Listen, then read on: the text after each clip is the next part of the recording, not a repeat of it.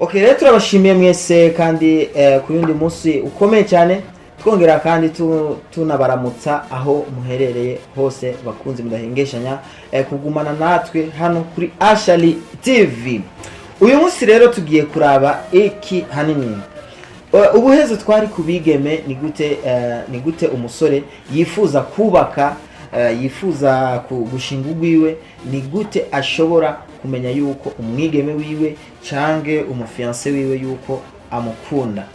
Ivyo nibaza yuko vyatahuritse cyane, ariko rero kuri uno munsi uri hejuru tugiye kuraba ibimenyetso 10 bikomakomeye bikwereka yuko umusore nawe nyene agukunda we wamwigeme. Kuko abakobwa benshi barakunze kugwa mu rudubi, abakobwa benshi barakunze kugwa mu mazi, na cyane cyane mu kutamenya gutahura ninde bakunda. Kuko abandi bose ayindi misore, hariho abaza mu ntumbero nyinshi zitandukanye, hariho abaza ku bubeshi, hariho abaza nabo bashaka kukononera ubuzima bwawe, harabaza bashaka guprofiza. Kuri ubwo rero wewe wamwige muri kurankurikirana hano kuri Ashali TV, nagusaba yuko wogumana nanje kuva ku ntango gushika ku iherezo, kugira ngo ushobore kumva ni gute ushobora kumenya yuko umusore wawe canke umukunzi wawe agukunda. Yiriwe arakubwira yuko azogutwara, yiriwe arakubwira yuko azokurongora gushire mu nzu, ni gute womenya yuko ivyo ariko aravuga ari ukuri kuzira makenga. Kuri ubwo rero reka nakwibutse wowe utari bwagire subscribe kuri channel yacu, nagusaba yuko wogira subscribe kugira ngo dushize ko video iyo ariyo yose kwigisha ushobore guca uronka notification, umenye yuko ikiganiro cyamaze gushika kuri YouTube channel ya Ashali TV. Kuri ubwo rero gumana naje kugira ngo ndakubwire ivyo bintu 10 bikwereka yuko umusore canke umukunzi wawe yuko agukunda wowe wamwigeme utagwa mu rudubi.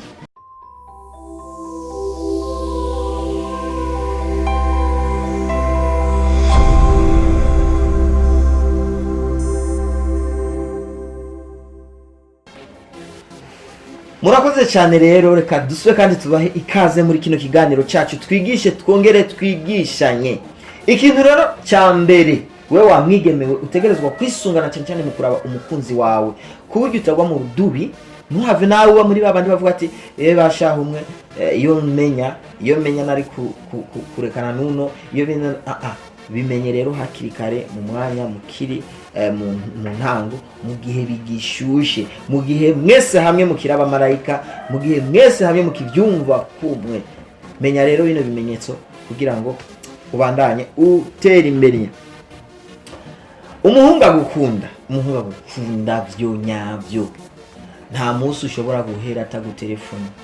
Turekane no munsi, nta mwanya munini ya ushobora kuhaca atarakwandikira sheri bite, wiriwe gute, sheri umerewe gute, uherereye he, sheri wagiye mu biki. Yifuza kwama amenya uko umerewe buri mwanya. Uyo musore akwandikira ivyo wamwigemewe, ntukamwirengagize, ntukamufate nabi. Umusore akwereka ivyo bintu byose ku mwanya yama gutelefone, yama kwandikiye, yama yagize ivyo bintu byose, menya ko agukunda kuko ntakwirengagiza. Nari muri babasore, umusore azomara umunsi muzima wewe atarakwandikira, azomara umunsi muzima ataramenya uko wewe umerewe. Kuko benshi abonje kwica bitwaza ngo nta mayinte nari mfise ntaki. Oya, bashobora kugira vema pele, bashobora kugira ikindi kintu cyacu cyose, ubutumwa bwari bwose bugufi.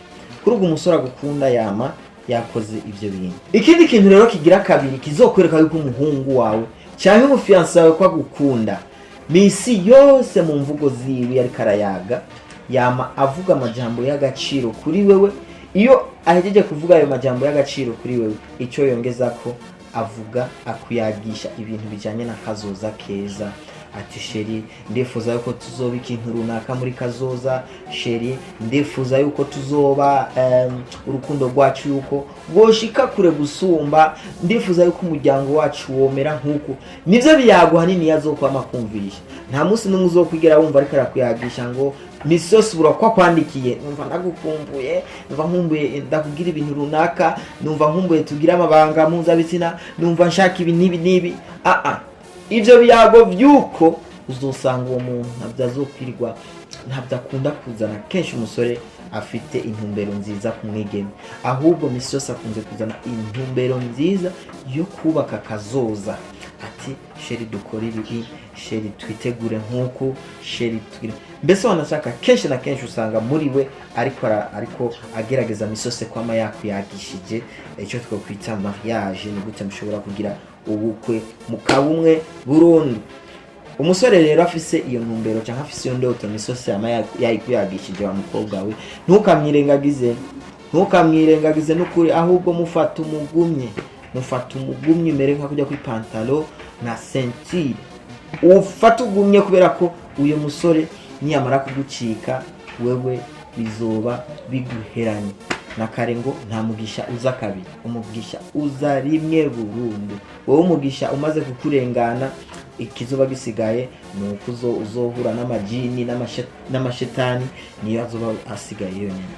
Kuri ubwo rero ivyo bintu bibiri tubaze kuvuga navyo nyene ni bimenyetso ruhasha utegerezwa kwisungana cyane cyane mu kuraba umukobwa yuko umusore yuko agukunda wewe wamwigemewe, ufite indoto zo gushika kure muri kazoza kawe, mu rugo rwawe wifuza nawe kubaka rukaguma. Kigira gatatu, umusore agukunda arifuza cyane kuba hafi yawe iyo ari mu mwanya wa libre, iyo atakaza afise, iyo yumva ashaka kuruhuka, akifuza kuba hafi yawe umwanya muremure. Si wa musore umwe uza wumva ngo ndarushe, umusore azokubwira ngo je ndarushe nta mwanya mfise vraiment wo kuza kukuraba. Umusore agukunda kwanza arumva yuko ari kumwe na wewe, arumva yuko aruhuse, arumva yuko ariko araronka ikintu novuga yuko kimuruhura, kimugabanya stress, kimugabanya umuruho, ibintu nk'nivyo. Si muri babasore bamwe ngo je numva narushe cyane sinzi mvuye mu biki, sinshaka rero umuntu abandanya mvuruga. Oya, umusore agukunda ahubwo yifuza kuba nawe mu gihe yumva agomba kuruhuka cyane rwose. Ikigira kandi cy'umuhungu agukunda cyane cyane, arakunda kukumviriza imvugo zawe, akongera kandi akubahiriza ivyiyumviro byawe.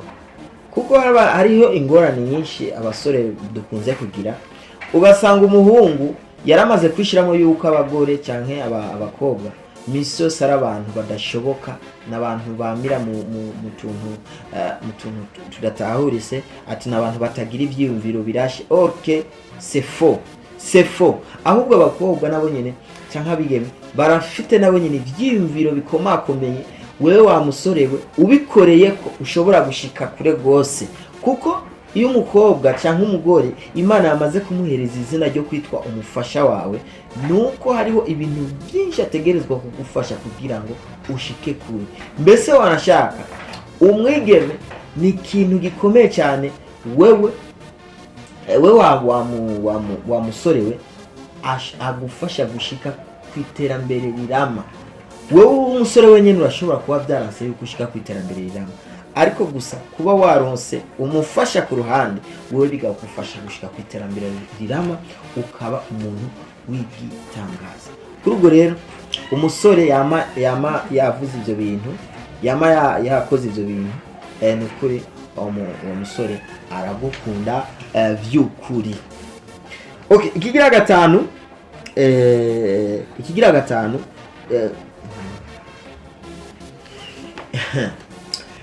gatanu rero kizokwereka ko umusore agukunda we wamwigemeye. Ubwa mbere ntiyigeragira isoni kwerekana mu bantu, habe mu muryango wiwe, habe mu bagenzi biwe, habe mu bandi bantu bari bose batandukanye, ntiyigera abona isoni. Ariko umusore atagukunda kenshi na kenshi uzosanga bashwida ngo je nzokwerekana namaze kukurongora. Oya, je nzokwerekana mu bagenzi banje namaze kukurongora. Babwire bati jewe uyu ni wanje, kuko ntihagire n'umwe azoza ku ruhande ahubwo anamwihendeko. Umukobwa wowe umukunda mwerekane mu bagenzi bawe uvuga ati jewe n'ukuri sinkeneye iki. Mwerekane no mu bagenzi bawe b'abakobwa. Haya nta kintu gihesha umukobwa yumva ari fier naco iyo umutwaye mu gikundi canke mu kivunga c'abakobwa benshi hamukavuga bati uyu niwo mwigeme wanje nkunda, uyu niwo mwigeme wanje nifuza kubana nawe muri kazoza. Ibintu nkene ivyo byose ivyo biramuhimbara cyane gose. Ugaca rero usanga rero biguye kandi no muri za point ariko ndakubwira ngaha bica bituma abona neza ati uyu muhungu anyeretse ibintu nkene ibi by'ukuri arankunda cyane gose. Umuhungu agukunda we wamwigemewe kigira gatandatu ari tayari gukora uko ashoboye mu ngorane zarizo zose rufise. Niyo bishitse akabura uko yitanga mu buryo buke afise, uramubona yuko yabuze amahoro muri we, uramubona yuko ababaye, uramubona yuko yabuze uko abifata. Kuri ubwo menya yuko umuhungu aragukunda cyane. Nubwo byashitse akabura amafaranga yo kugufasha ingorane zimwe wari ufise, menya yuko agukunda cyane. Ariko mugabo uzobibona mu bikorwa ariko arakora, uzobibona ukungene yifashe, uzobibona ukungene ameze mu bikorwa ndonga ingene ariko arifata gusa, uzobona neza yuko ariko aritanga uko ashoboye na cyane cyane mu kugufasha mu ngorane zawe uba ufise. Ikigirandwi arakunda akubone mu bihe biryoshe. Ntakunda akubone mu bihe ubabaye, ahubwo arakunda akubone cyane wewe unezerewe cyane. Ntakunza kubona ubabaye uko. Rero kuri ubwo wewe wamwigemewe uzobona umuhungu ibyo byose ari sindabinezwe ubabare n'ubabare nuzokwigera wumva. For example nk'ubu ukamubaza umerewe gute sheri, akakubaza ati umerewe gute sheri, hama agaca kubwira ukamubwira ati je sheri n'ukuri kw'Imana maze iminsi ngwaye, maze iminsi ngiziki. Mungu ukabona yo umenga ntaco bimutwaye ati nuko mu mvugo gusa, menya yuko nawe nyine afite ikibazo gikomeye cyane. Mugabo wa musoro zo kumva uragwaye gusa, kumva arababaye gose, akumva nyene mood yose irononekaye, menya yuko umuhungu aragukunda cyane. Mbese wanashaka kuzobibona nk'akaroro ingene uzomutest, ingene uzomugerageza. We muri ko muratembera step mutembera mutambuka umere nk'uwitsitaza gatoya. Mbese wanashaka kuvundagare mu bintu, urabe ni gute azovyitwaramwo, urabe ni gute azovyifatamwo, umukontrole wenye n'ubwiwe umenye, utangure kwanza umutahura uvuga bebasha reka ndabere yuko nk'undi n'umusore wisitaza urabe nyina zovyifata. Ndibaza neza yuko uzoronka inyishu ikomeye cyane wowe uriko urankurikirana. Ikigira munani, umusore agukunda icyo atakunzi wawe, arakivuga ukuri kwamye, arakikubwira. Nk'akaruru gato urashobora gusanga wowe wamwigemewe wewe muri kamere kawe uri umuntu w'umunebwe udashaka gukora, udashaka kugira iki. Mugo umusore azoza akwereka yuko nyabuna sheri wanje, nyabuna mukunzi wanje, bino bintu uri kuragira, urabona umwigeme no gukora, umwigeme arangwa n'isuku, umwigeme arangwa no kwitwikira, umwigeme arangwa no kwiyubaha, umwigeme agashaka kukwereka na kimwe yigera guhisha, agashaka kugukuramo bijya bintu abona yuko ari bibi iwawe, agashaka kubigukuramo kugira ngo utebuve mu muzima bwiza ahubwo uje mu muco. Menya yuko muhungu agufitiye intumbero nziza, ahubwo aragukunda cyane. Ariko ujya muhungu agusanze mu bucafu sava, agusanze watacho wakoze sava, agusanze wijyamiye sava, agusanze mu bintu byari byose by'ibiharadabu sava, we muhungu nagukunda. Hebana nawe wamwigemewe, uyu ntaca azopfa kumariye mu buzima bwawe. Umuhungu agukunda nyabyo, akubonye kwa kanenge arakakubwira. Umuhungu agukunda nyabyo, akubonye iki kintu kitagenda neza arakikubwira. Kuri ubwo rero be maso ibi bintu 10 ndiko ndakubwira, ntihagire n'ikintu na kimwe wirengagiza wowe uri kuradukurikirana hano kuri Ashali TV.